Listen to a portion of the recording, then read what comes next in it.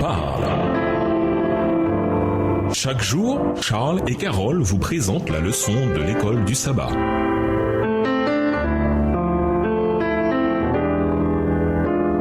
Bienvenue dans votre émission Dieu nous parle. Voilà la leçon de dimanche. Fin des ténèbres pour la Galilée. Ésaïe 9, les versets 1 à 5. Pourquoi Ésaïe 9, verset 1 commence-t-il par un mot, mais selon la version seconde, qui indique un contraste avec ce qui précède? Ésaïe 9, le verset 1. Le peuple qui marchait dans les ténèbres voit une grande lumière sur ceux qui habitaient le pays de l'ombre de la mort. Une lumière resplendit. Ésaïe 8, et versets 21 et 22 décrit la condition désespérée de ceux qui se tournent vers l'occultisme plutôt que vers le vrai Dieu. Où qu'ils regardent, ils ne voient que la détresse, l'obscurité et de sombres angoisses. Ils seront repoussés dans d'épaisses ténèbres. Ésaïe 8, verset 22. Par opposition, les ténèbres ne régneront pas toujours sur la terre, où il y a maintenant des angoisses. Ésaïe 9, verset 1. Le peuple de Galilée est identifié ici comme recevant la bénédiction spéciale d'une grande lumière. Ésaïe 9, verset 1. La nation se multipliera et se réjouira, car Dieu aura brisé le bâton de son oppresseur. Ésaïe 9, verset 3. La région du lac de Galilée est décrite ici car elle faisait partie des premiers territoires d'Israël à avoir été conquis. En réponse à la demande d'aide d'Akaz, Téglath-Phalazar III s'empara de la Galilée et des régions transjordaniennes du nord d'Israël, emmenant en captivité une partie du peuple et réduisant des territoires à l'état de province assyrienne. 2 Rois 15, verset 29. Ainsi, le message d'Ésaïe signifie que les premiers à avoir été conquis seraient les premiers à connaître la délivrance. De qui Dieu se sert-il pour délivrer son peuple? Ésaïe 9, les versets 6 et 7. Ésaïe 9, les versets 6 et 7. Donnez à l'empire de l'accroissement et une paix sans fin au trône de Dieu et à son royaume. L'affermir et le soutenir par le droit et par la justice dès maintenant et à toujours. Voilà ce que fera le zèle de l'Éternel des armées. Quand et comment la prophétie d'Ésaïe 9, les versets 1 à 5 s'est-elle accomplie? Lisons aussi Matthieu 4, les versets 12 à 25.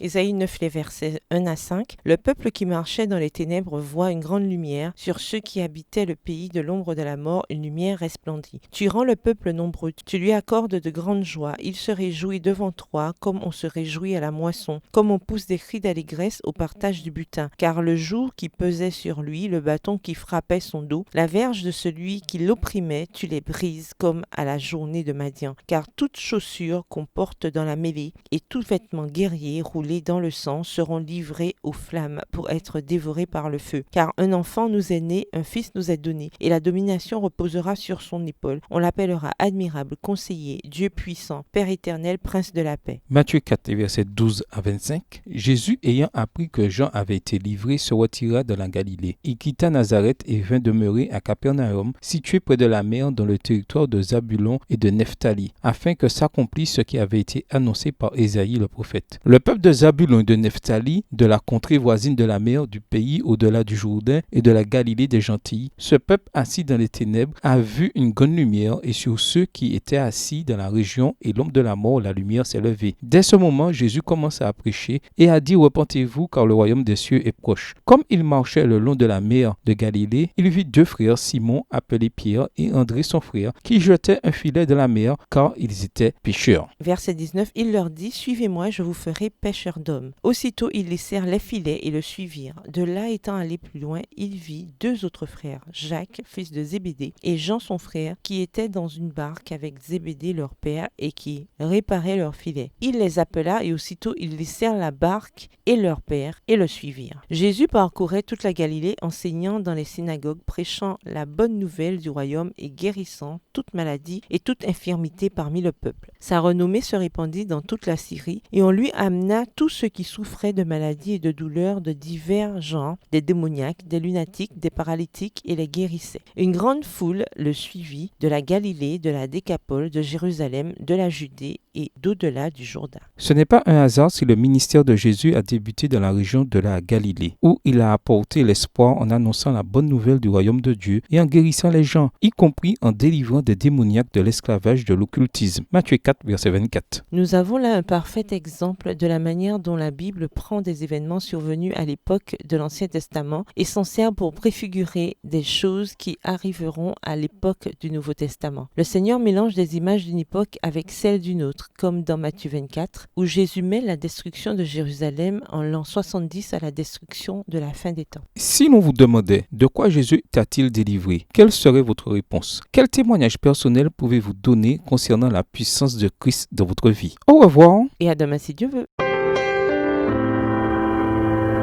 Dieu nous parle. Chaque jour, Charles et Carole vous présentent la leçon de l'école du sabbat.